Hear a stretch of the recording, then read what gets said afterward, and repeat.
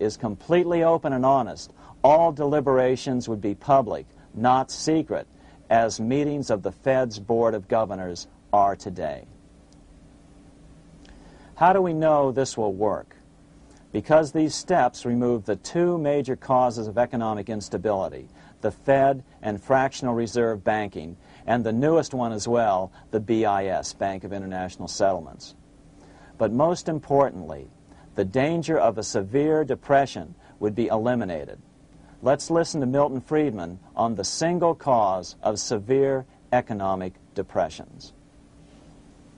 I know of no severe depression in any country or any time that was not accompanied by a sharp decline in the stock of money, and equally of no sharp decline in the stock of money that was not accompanied by a severe depression.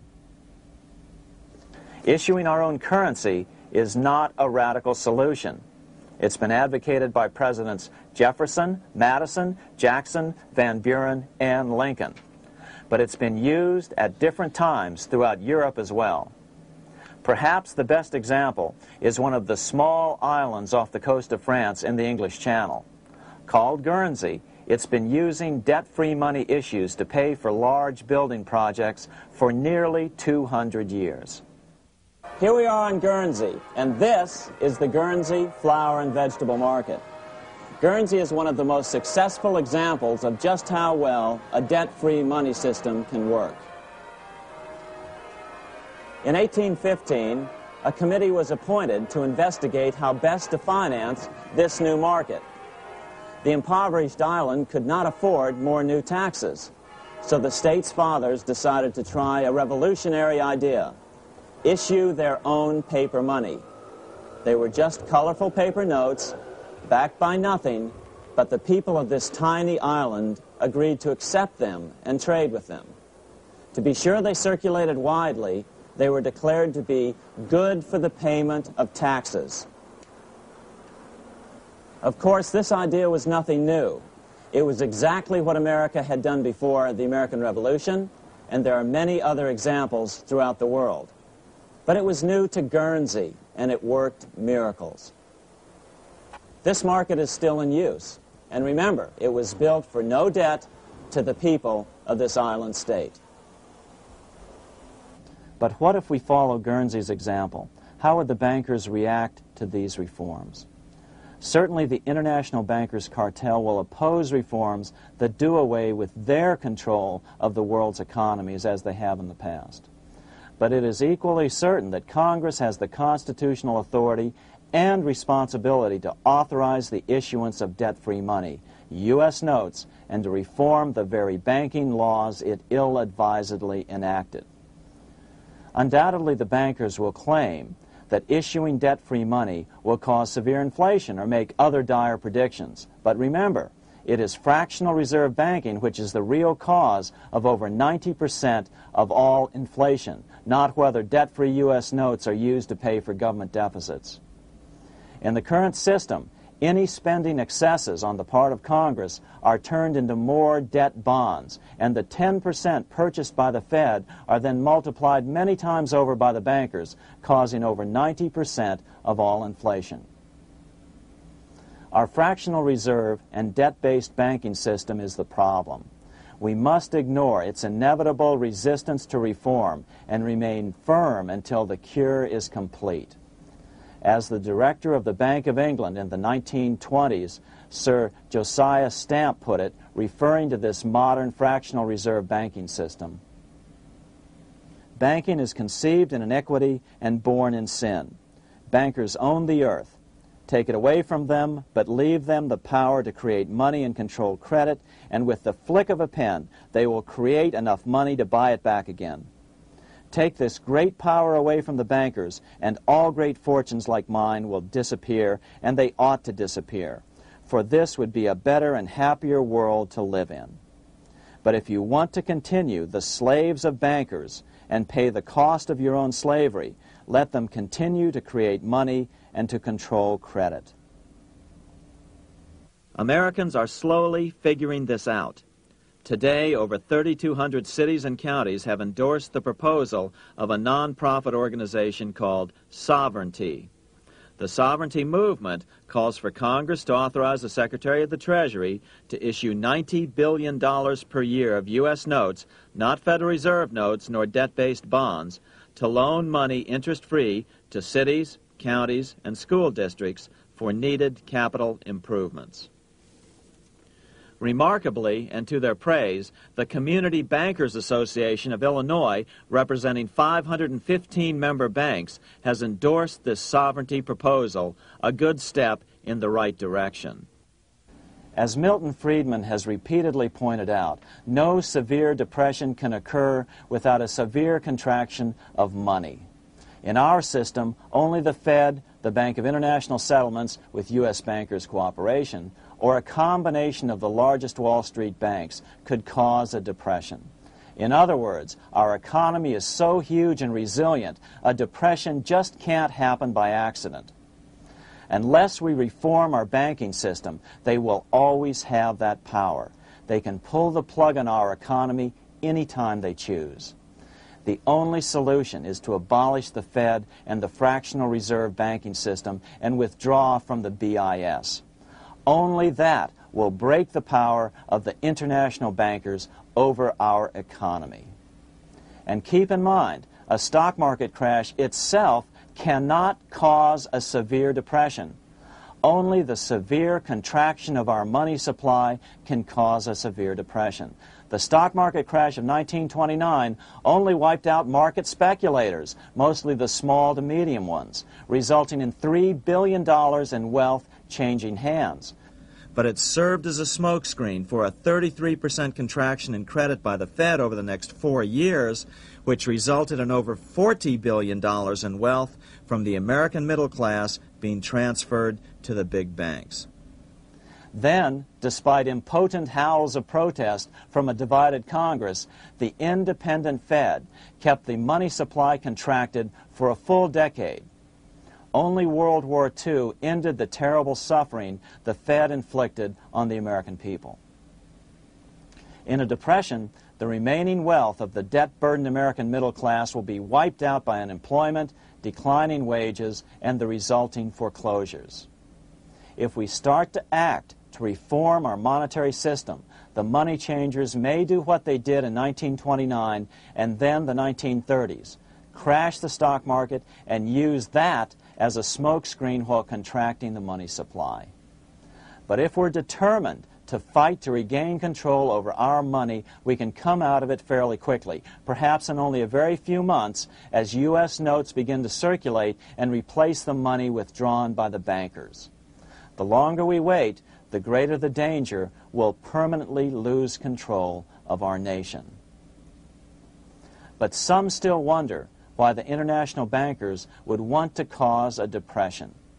Wouldn't that be killing the goose that is currently laying all those golden interest eggs?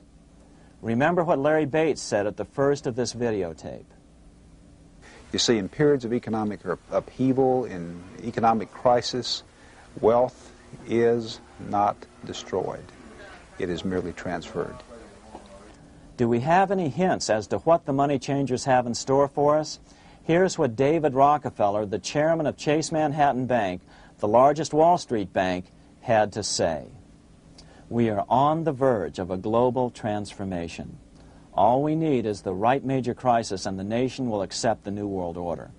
So, crisis is needed to fulfill their plans quickly. The only question is when the crisis will occur. Fortunately, we probably have a little time. It's unlikely that this crisis will occur before the 1996 elections, but after that, the danger begins rising. But whether or not they decide to cause a crash or a depression through relentless increases in taxes and the loss of hundreds of thousands of jobs being sent overseas thanks to trade agreements such as GATT and NAFTA, the American middle class is an endangered species. Cheaper labor, including slave labor in Red China, which Harry Wu has heroically documented, is being used to compete with American labor. In other words, money is being consolidated in fewer and fewer hands as never before in the history of this nation or the world. Without reform, the American middle class will soon be extinct, leaving only the very rich few and the very many poor, as has already occurred in most of the world. We've been warned of all this by congressmen, presidents, industrialists, and economists down through the years. Religious leaders, too, have seen the danger. About 1898, during the time of William Jennings Bryan, Pope Leo XIII put it this way: on the one side, there is the party which holds the power because it holds the wealth, which has in its grasp all labor and all trade, which manipulates for its own benefit and its own purposes all the sources of supply, and which is powerfully represented in the councils of state itself. On the other side, there is the needy and powerless multitude, sore and suffering. Rapacious usury, which, although more than once condemned by the Church, is nevertheless under a different form, but with the same guilt, still practiced by avaricious and grasping men, so that a small number of very rich men have been able to lay upon the masses of the poor a yoke little better than slavery itself. More recently, during America's Great Depression, Pope Pius XI spoke of the same problem. In our days, not alone is wealth accumulated, but immense power and despotic economic domination is concentrated in the hands of a few. This power becomes particularly irresistible when exercised by those who, because they hold and control money, are able also to govern credit and determine its allotment. For this reason, supplying, so to speak, the lifeblood to the entire economic body, and grasping, as it were, in their hands the very soul of the economy, so that no one dare breathe against their will. Educate your friends. Our country needs a solid group who really understand how our money is manipulated and what the solutions really are. Because if a depression comes, there will be those who call themselves conservatives who will come forward advancing solutions framed by the international bankers. Beware of calls to return to a gold standard. Why? Simple, because never before has so much gold been so concentrated outside of American hands. And never before has so much gold been in the hands of international governmental bodies such as the World Bank and International Monetary Fund. A gold-backed currency usually brings despair to a nation, and to return to it would certainly be a false solution in our case. Remember, we had a gold-backed currency in 1929 and during the first 4 years of the Great Depression. Likewise, beware of any plans advanced for a regional or world currency. This is the international bankers' Trojan horse.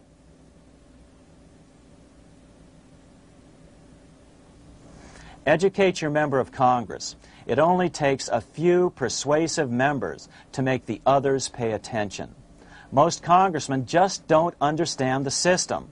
Some understand it, but are so influenced by bank PAC contributions that they ignore it, not realizing the gravity of their neglect. We hope we've made a valuable contribution to the national debate on monetary reform. It remains for each man to do his duty, consistent with his state in life.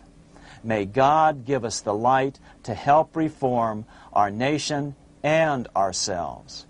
We say ourselves because ultimately vast multitudes of men are going to be driven more and more to desperation by the accumulation of the world's wealth in fewer and fewer hands. Men will tend to become like their oppressors, selfish and greedy. Rather, let's keep in mind during this period of reform a warning not to lose sight of greater things, as Pope Pius XI put it. For what will it profit men that a more prudent distribution and use of riches make it possible for them to gain even the whole world, if thereby they suffer the loss of their own souls? What will it profit to teach them sound principles in economics, if they permit themselves to be so swept away by selfishness, by unbridled and sordid greed, that hearing the commandments of the Lord, they do all things contrary?